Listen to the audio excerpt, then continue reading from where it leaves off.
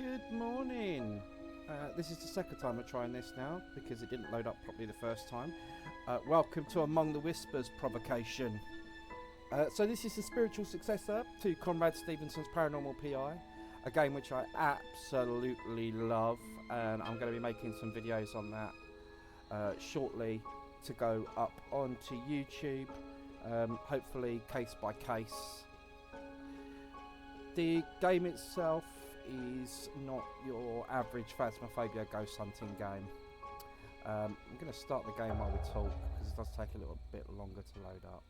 So the idea of this is we are in just one location, so we're in a map, and we're going to work through the tutorial together, and I'll explain the mechanics of it.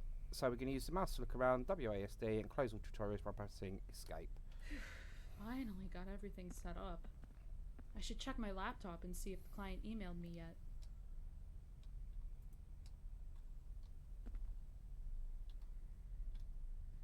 Okay.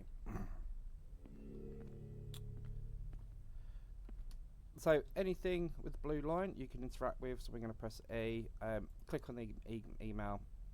So more details from your phone. From our phone. Okay, so click on the highlighted text to upload it to the deduction board. We'll talk about deduction board in a second. Okay, thank you for returning my call and providing much comfort needed, or much needed comfort, I should say. My family has lived here lavishly for generations and have endured several unfortunate tragedies. It seems wealth doesn't shield you from everything. I strongly believe these tragedies are what caused some of my family to linger here. After our call, I feel like I needed to provide you with a more concise list of where these hauntings are occurring. For years, guests have heard disembodied voices in a dining room. Okay, I have also seen an apparition in the hall connecting the dining room to the library. I look forward to hearing about your successful information. Again, thank you, Alvin Clark. So what we do is we click on this one. Okay, that's going to take it to the deduction board. So we've got a few others here. Help my family. We believe our home is haunted. My wife and I both have seen a shadow that prowls our basement. Additionally, our children have imaginary friends that we now believe are not benign. At first we thought it was just normal children stuff, but now coupled with our experience with the shadow, I truly believe. So this is not a mission that we can work on. Okay, Ella Reeves, Stephanie, I've had several other occurrences in my home. Again, these are just emails that are coming in to us, just telling us about previous cases that we have a client that's worked on. So Slime, for any of you that play Conrad Stevenson, this is where you can buy all your new gear. In this one we don't buy new gear so far anyway. You have all your gear automatically, and then this is a thank you note just to say thanks for State Penitentiary. Okay, so we are in Eidolon still, New Eidolon, which is where Conrad's is set. I need to grab my backpack, headlamp, and tablet from the table before I get started. So I'm just going to grab the backpack first of all. So backpack, nice and simple. What we're going to do is we can open B, okay, and we can put stuff in our right hand or our left hand. It's as simple as that. So by clicking right mouse button, I can pick up the camcorder. Yeah. By clicking right mouse button again, it goes down. Left mouse button. Left mouse button. All right, and we can just press B to pick it all up again. Okay, so we've got our tablet, which has got the deduction board. Now the deduction board I found doesn't really give you a very good tutorial on how to use it, so I'll go through that in a second. And we've got a headlamp as well. So the headlamp's got 3 settings, so you just use that by Q. So we've got our wide beam,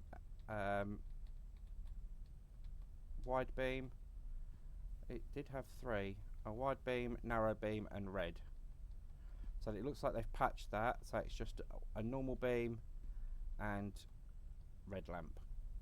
Okay, so red lamp's quite handy when we're at night. So let's talk about the deduction board. Deduction board is brilliant. I love the deduction board. Okay, so when we suspect a ghost and when we think who it might be, it's going to appear in here. And a good way of keeping track of them is by using these symbols. Now Conrad is going to give us a call.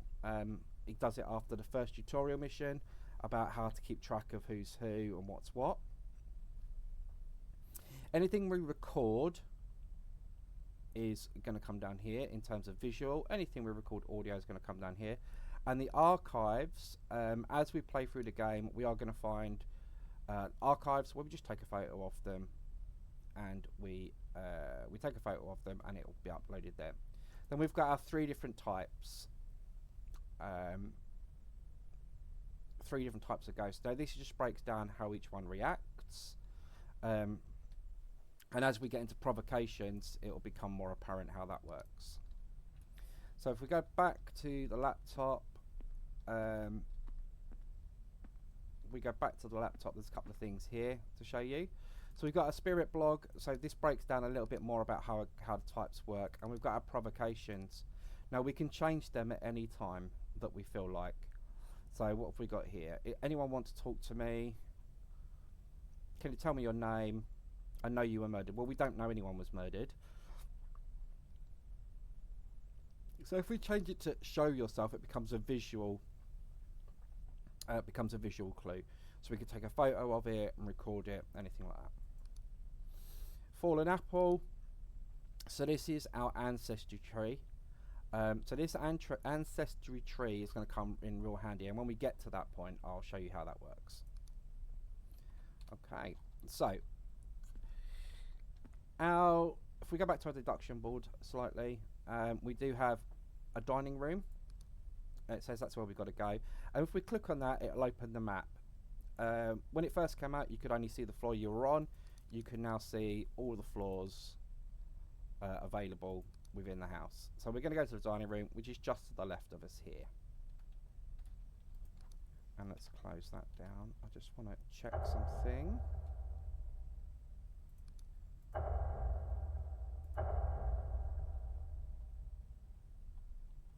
Okay, so it doesn't look like...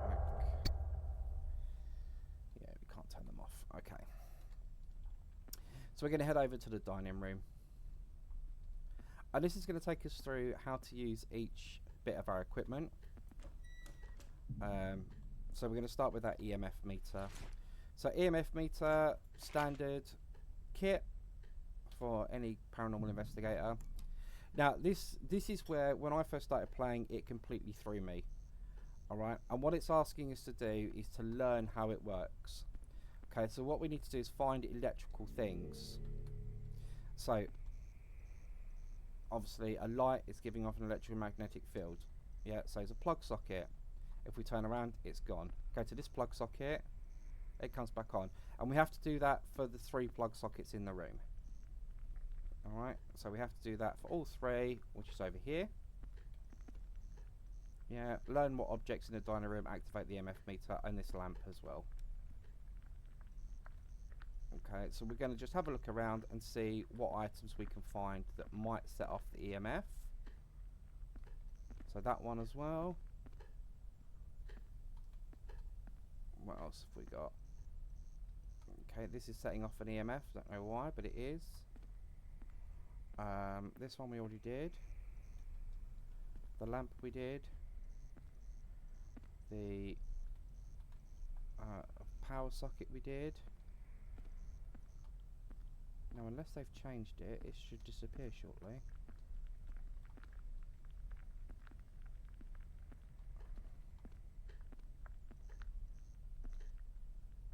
Because what it's going to ask us to do is to have a look at the orbs. That's interesting. Why has that changed? The corridor between... It did say I've also seen something between the corridor, didn't it? The corridor between the dining room. So that's this one here. Okay, let's see if anything happens if we go in there. Maybe I'm not holding it there long enough. This is not bad for a walkthrough, is it? They've changed some stuff, which I don't mind. It's always good to make it bigger and better.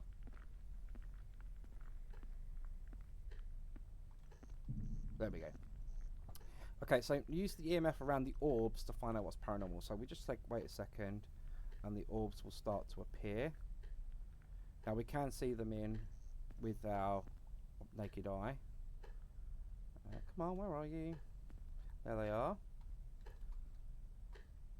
So Stephanie's just going to say something once we know we've done it right. This is an unusual EMF fluctuation. Okay.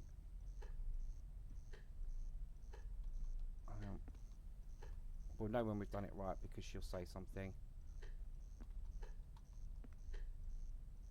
Got our lovely orbs there. Very pretty. Come on, Stephanie. Get on with it. These EMF levels appear to be paranormal. There we go. Okay, so now we're going to do the same thing with our temperature sensor. So we put our EMF away, temperature sensor up. So it's set in Fahrenheit, but if we right click, because it's in our right hand, it will change it to Celsius. So we have a wander around, see where some temperatures might drop. So obviously the temperature's going to drop by a window. Yeah. It might get a bit warmer on the lights. That one's going down because it's next to the window. But the big one in here is the fact we've got a radiator. And that radiator's on. And we can see the temperature shoots right up because we're pointing at it. Okay.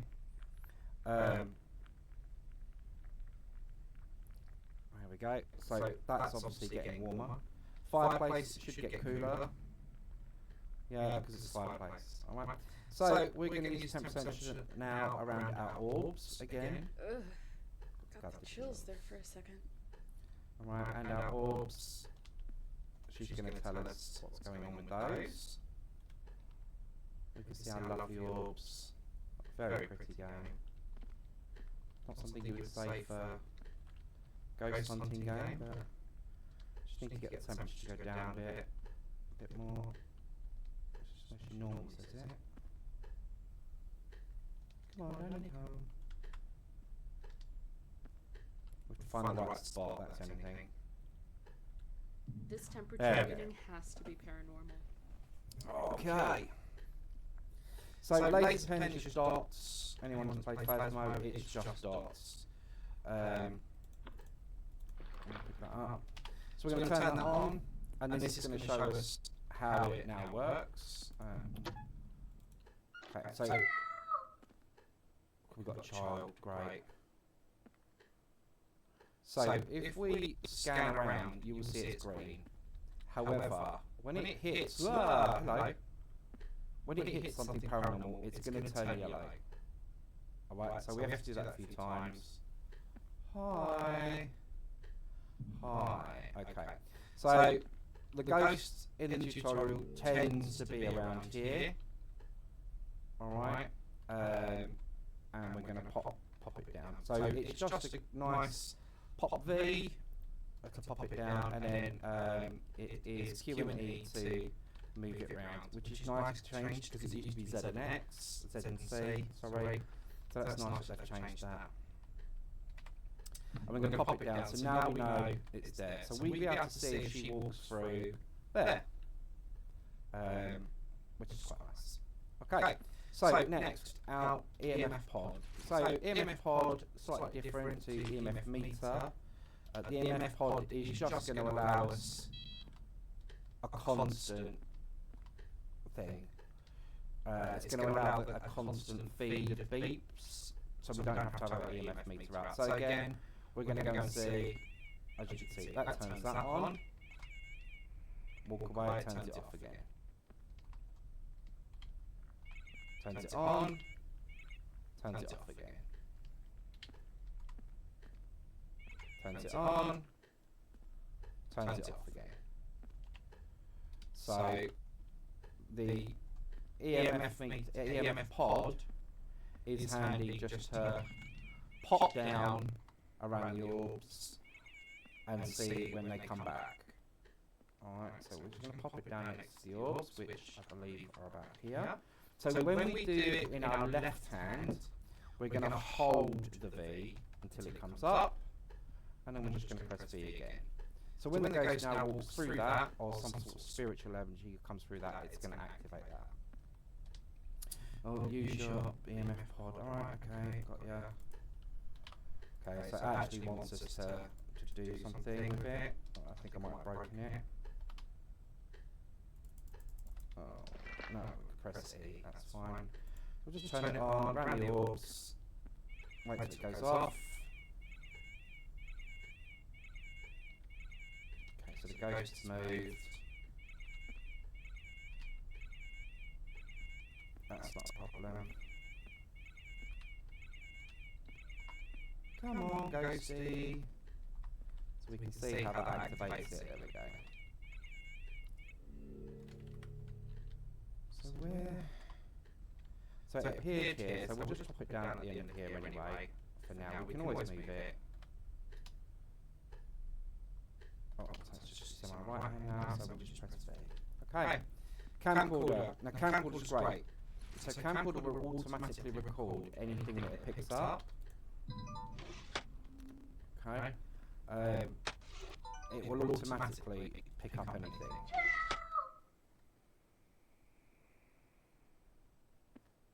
Where are you?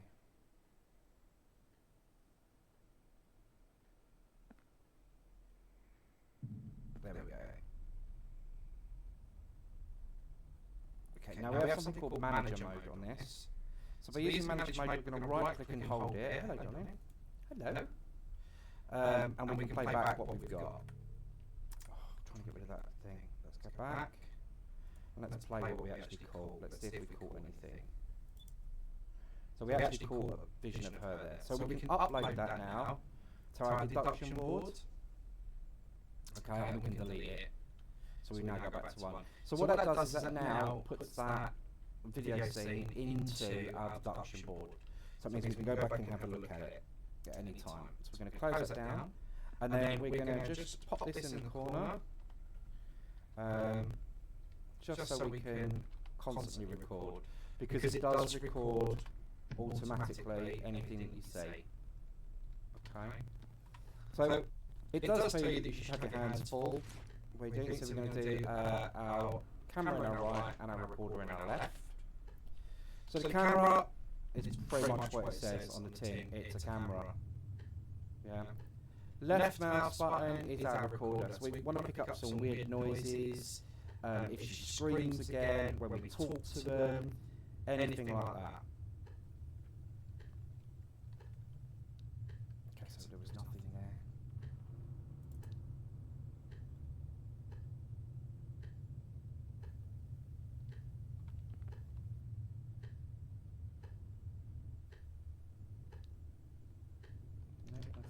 Okay, that's fine. Let's walk around. Are you there? Hi. Hello.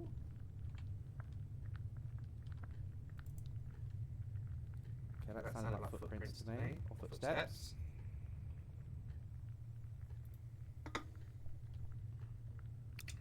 Apparently not. Could be the fireplace, but the fireplace isn't on, which is always weirds me out, the fact that you can hear the noise. Hi, hello, where are you?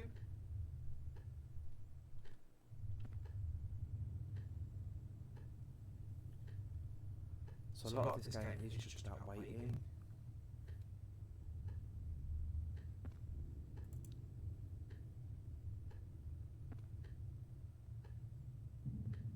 There we go, so we've got our audio evidence. I don't know what audio evidence it was, but it was audio evidence. And we can upload that. So we left click and hold. That brings us up, and we just upload it. Now, while we've got this upload, we can have a look at this down here. Now, I've still yet to work out what this is. FO, it doesn't really tell us. It doesn't really, sometimes it goes down to about 50, but it doesn't really do anything. However, this is the one you want to look out for. These are your nerves. Okay, if it hits 50% or less, yeah, you start feeling faint. If it hits 0, you end up back at base camp. So you could be the other side of the mansion, and you end up back here. Alright, so we are now going to try and get some video, some camera evidence, and we'll get that uploaded as well.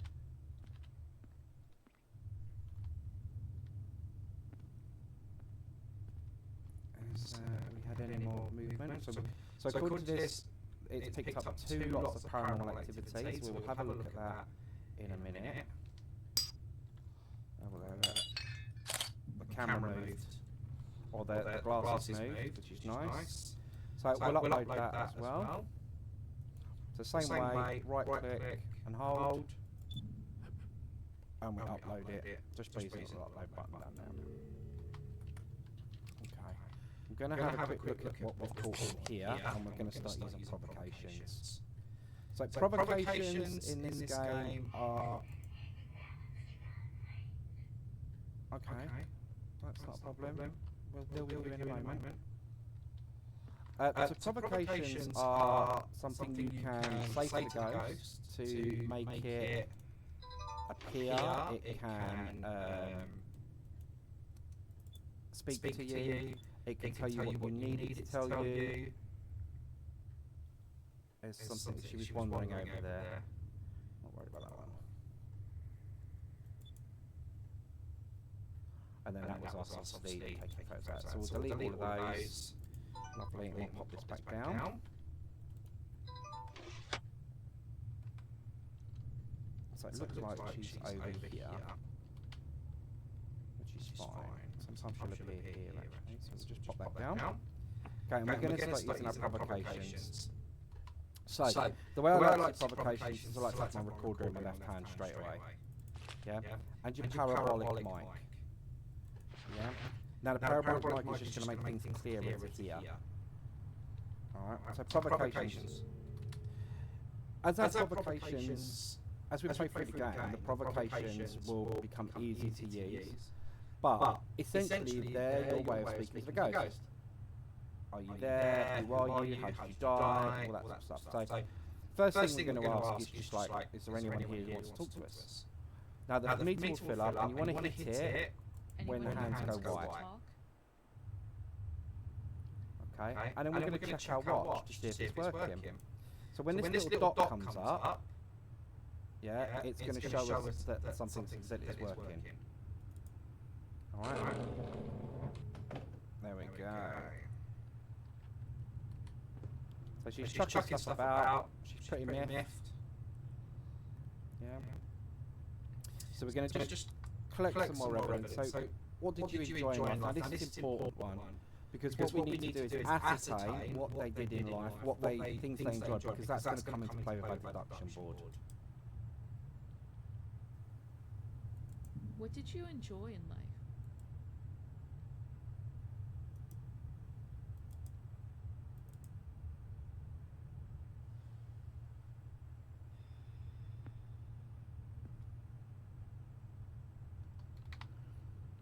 I did say you do have to ask it a few times. What did you enjoy in life?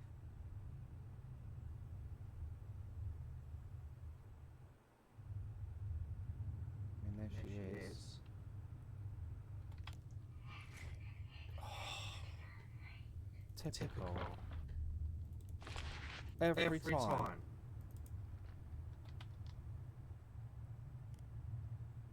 Okay, let's try this again.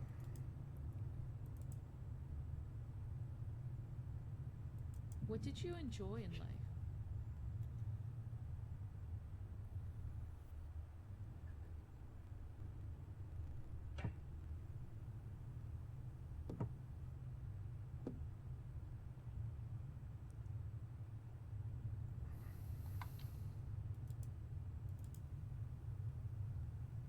What did you enjoy in life?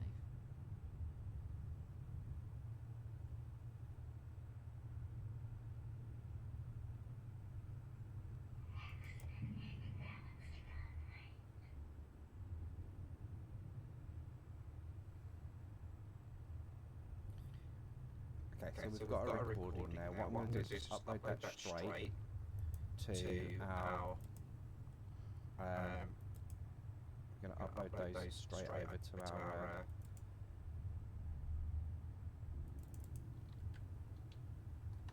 thing. Okay, so it now says learn about ghosts in silent manner. So parabolic mic, like I said, brings in closer. Okay, we need to embody plain disembodied voice about the ghost's passion or death. So we want to use a listening provocation. Obtain visual evidence of the ghost. Okay, ghosts sometimes reenact their death, which can be quite interesting sometimes to see what they do.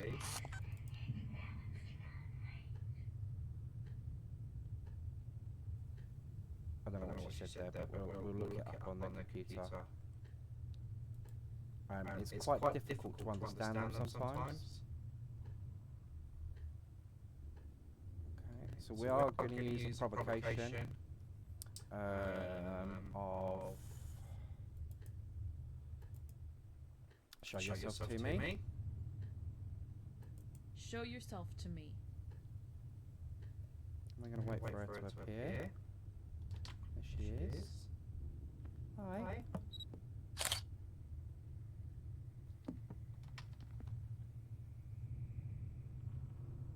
Okay, so she didn't actually do anything there. So we're going to ask her how she died.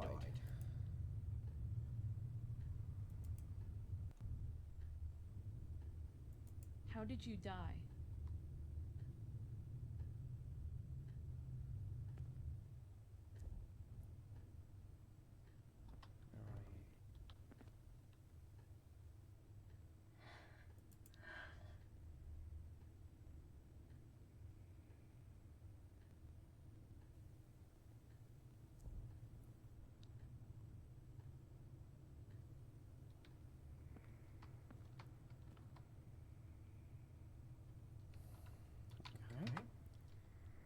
Let's see if there's any. So we can do did you end your life? It's a visual one. So she might recreate how she died. Did you end your life? Step back a bit.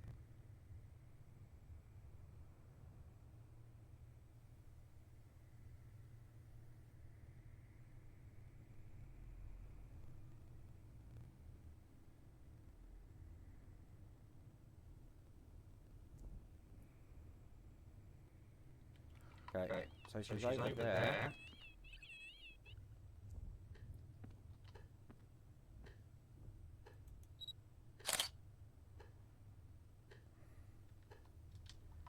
What's she doing?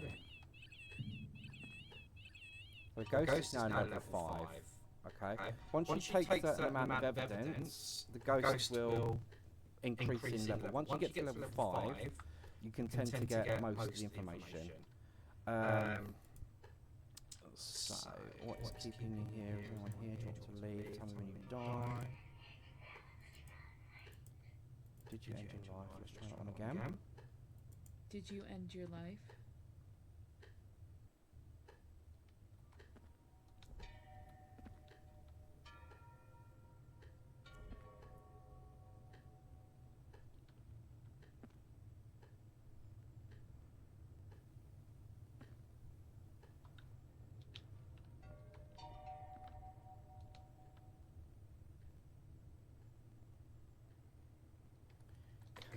Let's grab a parabolic mic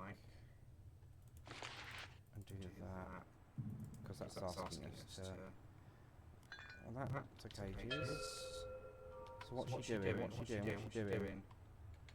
So she was shot.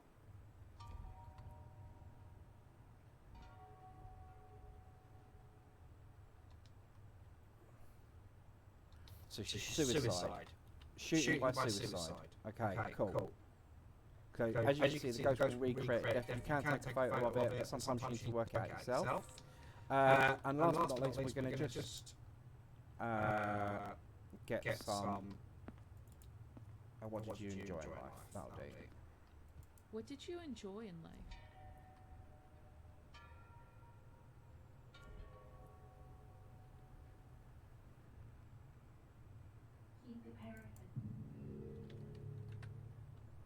Okay.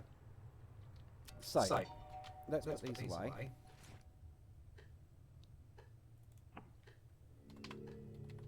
Okay, now this is where it gets a little bit interesting, as far as I'm concerned. Collecting the evidence is great. It's easy. We've done it a million times before in different games.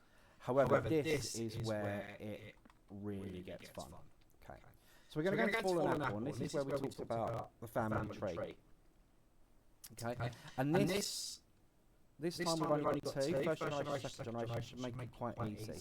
So we have to think about what we know about the person that's died. So if we go to our deduction board, we've got some lovely audio. Let's see if we've got anything.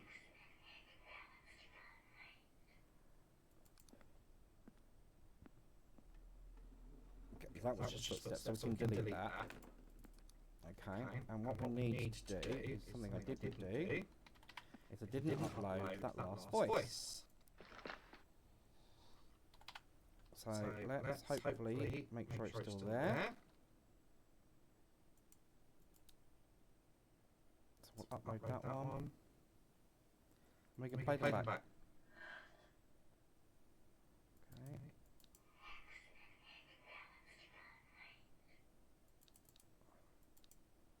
Heat the paraffin. I think he's saying heat the paraffin. Heat the paraffin. So it's something to do with paraffin anyway. So we're going to call an apple. So what we're now looking at is heat the paraffin and shot.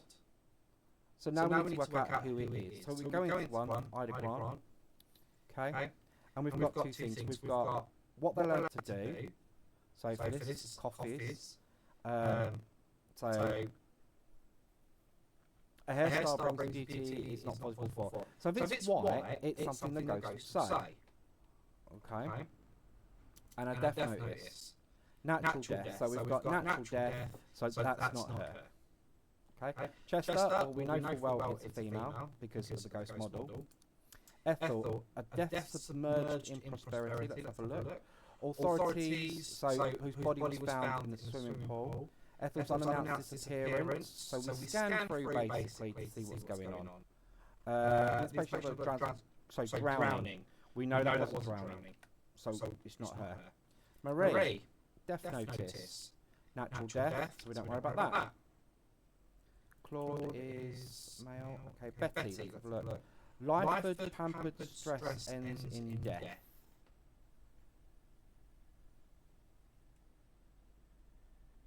Okay, so the stress of being part of one of the real region's wealthiest and most influential families has proved to be too much for Betty Grant, who by all accounts appears to have taken her own life on Friday. Okay, so this is looking promising. On the surface, Betty appeared to have everything under control, having taken an active interest in the family's finances and public image.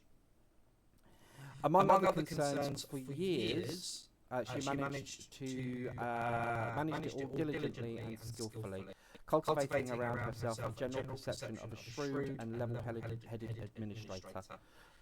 Much like in other contexts where the elite are concerned, however, this facade proved to be more projection than reality. When questioned, a family member admitted Betty was prone to allowing herself to become emotionally unstable as a result of her work, occasionally behaving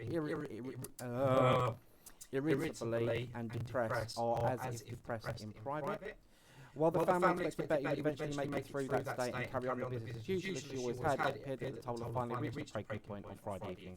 Authorities investigating the family report of a gunshot within the premises found Betty's body in a study, sprawled on the floor with a gaping bullet wound to the side of her head.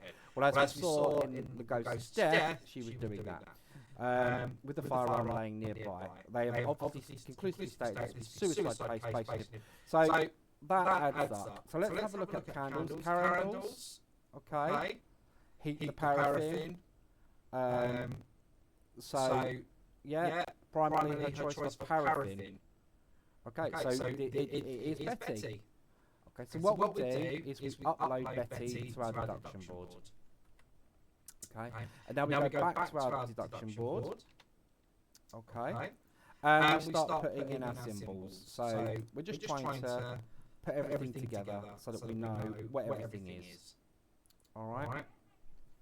So Betty, we go to our candles. Caption, the kitchen hallway directly links the ballroom to the kitchen. Okay, cool. Okay, now what we need to do is we need to find the relic. Okay, so if we have a look at the picture for Betty, candles, my guess is the relic is going to be the cross, but it also tells us where it is. It's in the kitchen hallway. So because we've got the dining room up, we can have a look. The kitchen's here. So what we need to do is go through the ballroom and onto the left. So we're going to head off there now. And we're going to see what we can see. Okay. So with this, wrong button, showing all my friends list. Now with this, the good thing with this is we're done with the investigation part for the moment. So the ballroom door's open. I can't remember if they do or not. Yes, they do. Okay. So we're done with the investigation part for the moment. Now what we're doing is we're having a look for the relic. All right. So the relic, this is the hallway, I believe. There isn't a map button, unfortunately. It's done through the deduction board. Okay. But we are looking for that kitchen. So we went through the ballroom. And we turned left off of the door. So we went through the ballroom, turned left into the ballroom. So if we get to the ballroom, we know we've gone too far. Okay, so we're just having a look. I would suggest going in and having a look around the building first. Because it is very big. It's quite confusing. It will take a while to get used to where everything is. So what we're looking for here is we are looking for the kitchen. So we just have a switch around. Okay, just some noisy noises. Go to local doors, close doors, do some stuff. Why is there?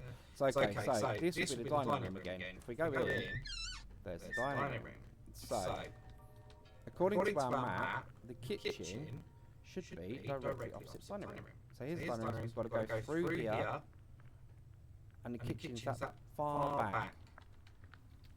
So if we go through this first door here,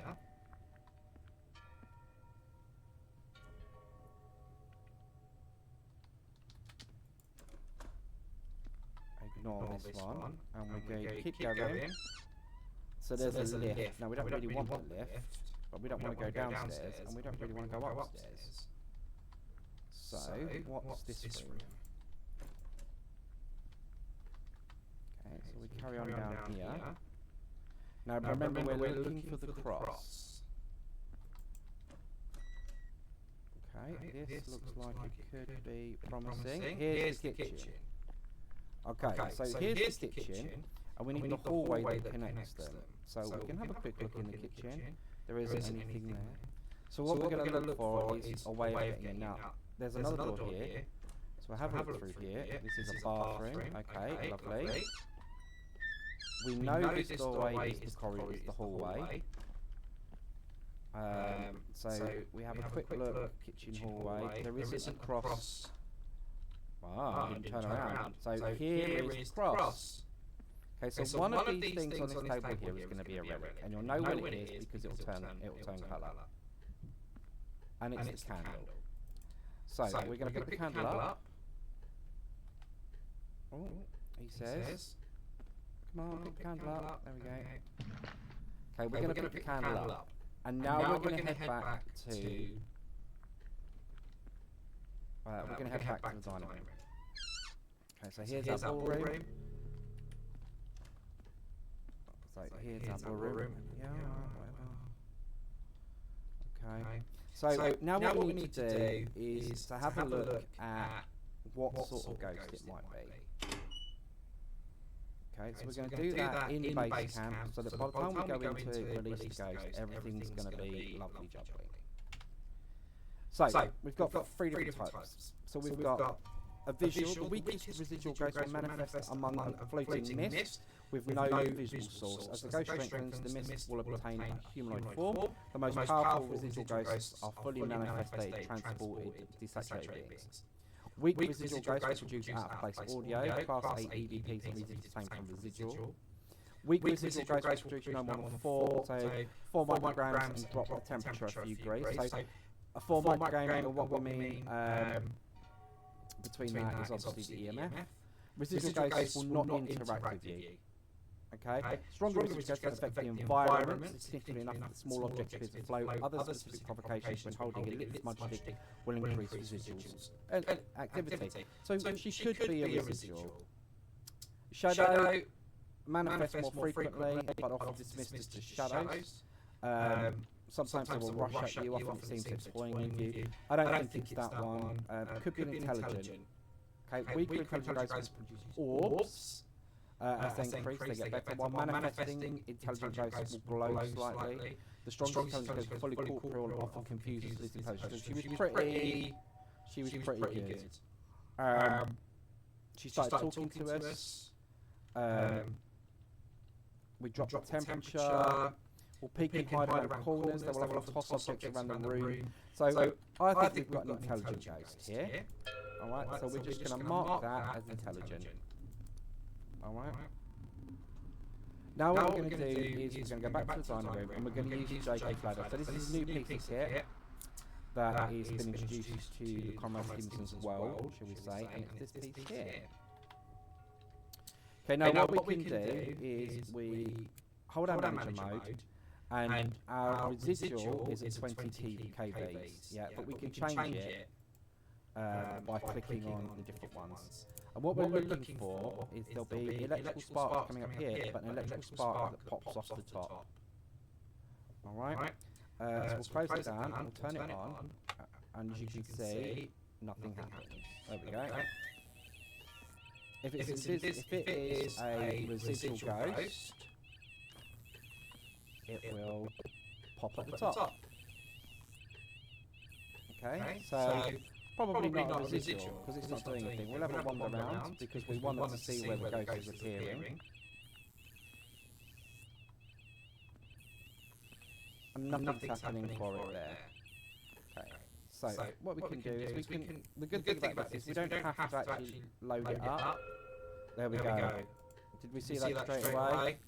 Bosh. So it's an intelligent ghost. Yeah, we know it's intelligent.